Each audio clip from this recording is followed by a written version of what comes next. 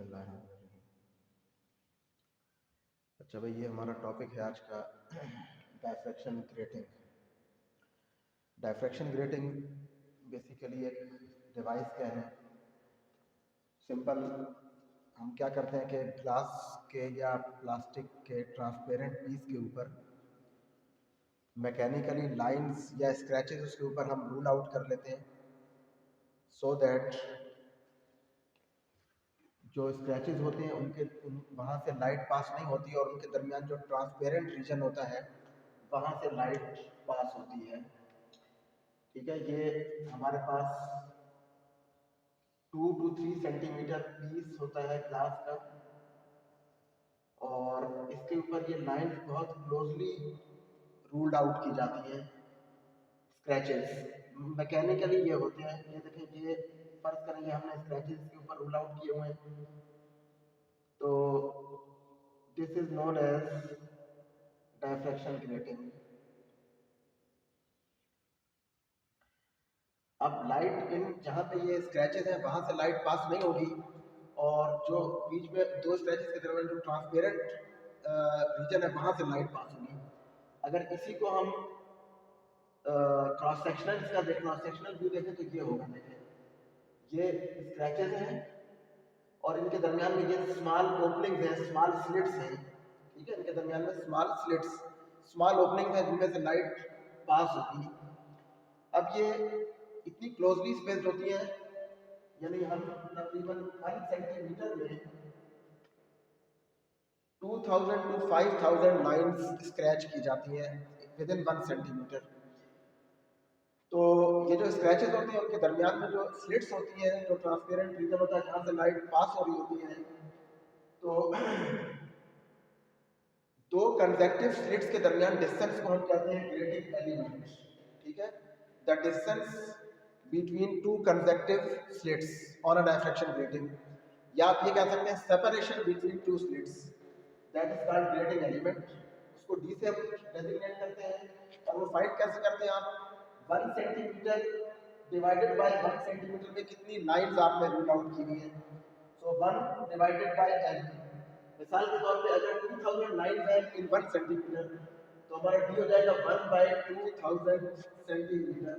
ठीक है, 1 centimetre bye 2000 which is n। सो ये आ जाएगा 5 into 10 raised to power -1 centimetre या 5 into 10 raised to power -6 metre. ये ग्रेटिंग एलिमेंट है उस ग्रेटिंग का जिसके अंदर 1 सेंटीमीटर में 2000 लाइंस स्क्रैच की हुई है। अच्छा, अब इसी ग्रेटिंग में से जब लाइट पास होती है, लाइट डायफ्रैक्शन ग्रेटिंग में से, अच्छा इसकी एप्लीकेशन क्या है कि हम इसको यूज करते हैं ग्रेटिंग स्पेक्ट्रोमीटर में। ग्रेटिंग स्पेक्ट्रोमीटर वो स्पेक्ट्रोमीटर होता है जिसमें हम ग्रेटिंग यूज करते हैं, और इसको हम लाइट की वेवलेंथ डिटरमिन करने के लिए यूज करते हैं। मोनोक्रोमेटिक लाइट यहाँ से, इसको कॉलीमेटर कहते हैं, यहाँ से मोनोक्रोमेटिक लाइट डायफ्रैक्शन ग्रेटिंग पे इंस्टेंट होती है, वो फिर डायफ्रैक्ट होती है, और फिर एंगल ऑफ डायफ्रैक्शन हम यहाँ पे टेलीस्कोप से फाइंड करके उस एंगल पे हम वो एंगल फाइंड कर लेते हैं, और ग्रेटिंग एलिमेंट हमें पता होता है कितना है, और ऑर्डर नंबर इस इक्वेशन से हम फिर वेवलेंथ ऑफ लाइट मेजर कर सकते हैं। अच्छा, अब यहाँ पे जब लाइट रेज डायफ्रैक्ट होती हैं, बेंड होती हैं ग्रेटिंग में से पास होने के बाद, तो फिर वो इंटरफेयर करती है। उसके लिए हम कंडीशन फाइंड कर रहे हैं कि कंस्ट्रक्टिव इंटरफेरेंस की क्या कंडीशन होंगी। तो उसके लिए बेसिकली हमें ये देखना पड़ेगा कि दो रेज के दरमियान पाथ डिफरेंस कितना है। तो यहाँ पे अगर हम देखें तो कोई सी दो रेज जो कंजक्टिव स्लिट्स में से पास हो रही हैं, ठीक है, जैसे ये दो रेज ले लें या ये दो रेज ले लें, या ये वाली दो रेज हमने कंसिडर की है, ये वाली रे और ये वाली रे।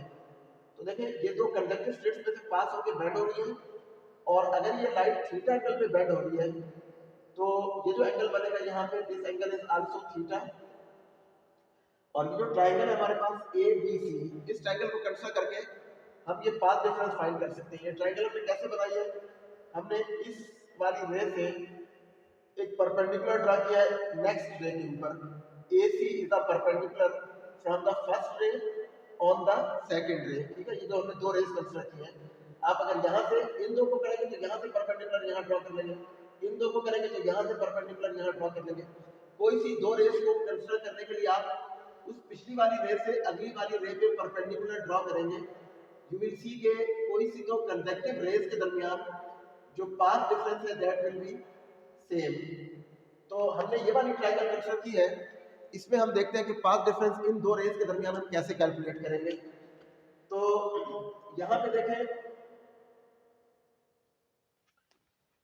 ये वाली जो रे है सेकंड रे, इस केस में ये फर्स्ट वाली रे से BC डिस्टेंस ज्यादा ट्रेवल कर रही है, so path difference is BC in this triangle. ये BC हमारा पाथ डिफरेंस है।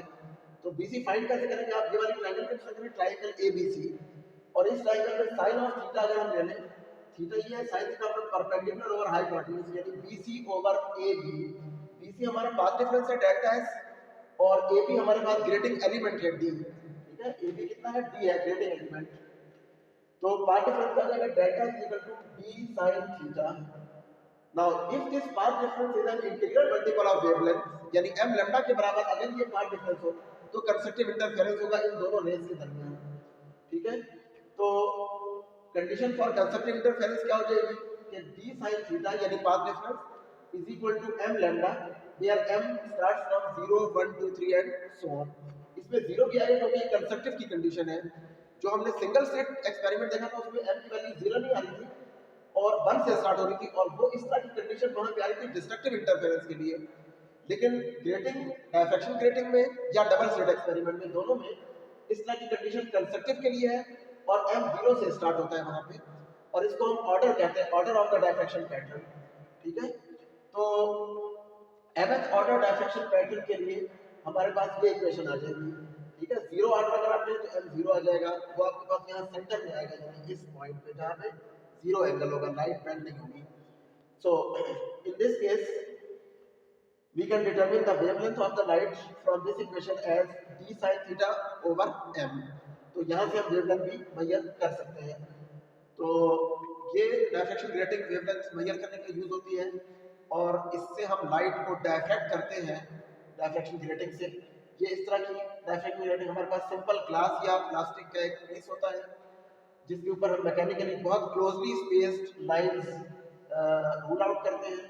दो लाइंस के दरमियान जो स्लिट होती है वहां से जो लाइट पास होती है वो बेंड होती है, डायफ्रैक्ट होती है। उस पैटर्न को हम कहते हैं grating diffraction pattern. That diffraction pattern consist of the dark and bright fringes. तो कंस्ट्रक्टिव इंटरफेरेंस जहाँ पे होगा वहाँ पे ये कंडीशन सेटिस्फाई होगी and we will get the bright fringes there, ठीक है। जहाँ पे कंस्ट्रक्टिव इंटरफेरेंस होगा वहाँ पे हमें ब्राइट फ्रिंजेस ऑब्टेन होंगे, ठीक है।